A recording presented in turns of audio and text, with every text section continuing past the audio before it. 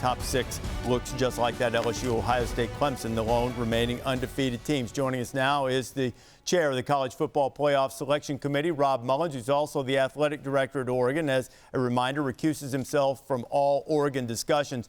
Rob, I want to start with the Alabama situation now. We talk a lot when we have these chats on Tuesday nights about the entire body of work. How is Alabama's body of work now evaluated, given that the guy who is responsible for so much of it is no longer able to play? Well, our job is to evaluate the games through Week 12, and obviously we're aware of the injury to the quarterback late in the second quarter of last week's game. But Alabama continued on to a convincing win in that, so it didn't impact the rankings this week.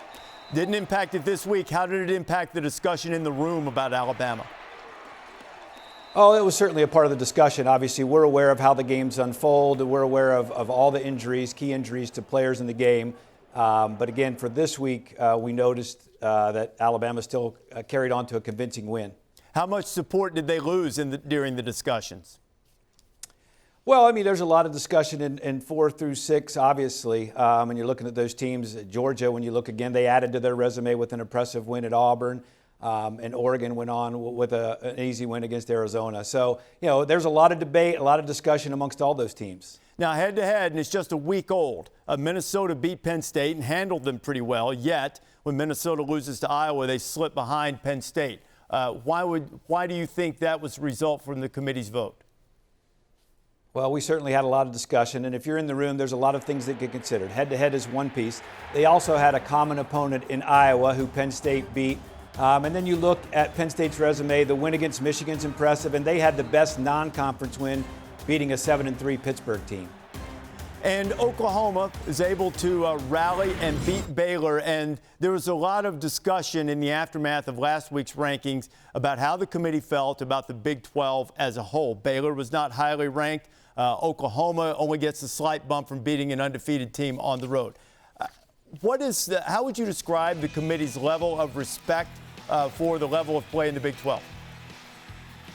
Well, again, we don't talk about conferences specifically, but clearly the committee was impressed with Oklahoma's comeback in that game. And as you've seen, obviously we've seen Baylor's work, and we know how they played in that first half. So, in that specific game, we respected Oklahoma's performance in the second half.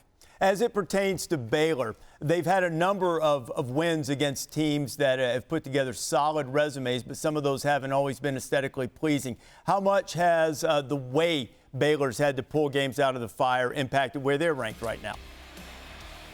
Well, obviously, as we've mentioned in the previous weeks, they've got a number of close wins, and they find a way to win those games.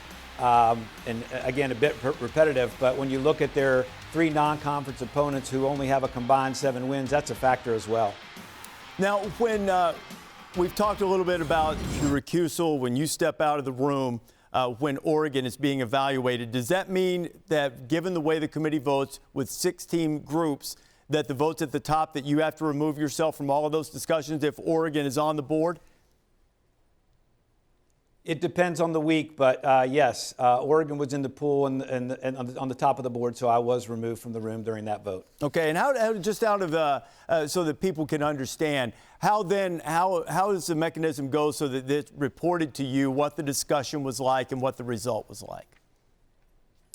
Well, anytime somebody's recused, and this is not the first time we've had recusals, right. We've had a number of teams that have been at the top of the rankings in previous years. When anybody who's recused comes back into the room, the committee presents to them what the discussion was and what the vote was while they were out. All right, Rob, thank you so much. I appreciate that clarification. Rob Mullens, the chair of the College Football Playoff Selection Committee. Thanks for being with us, Rob.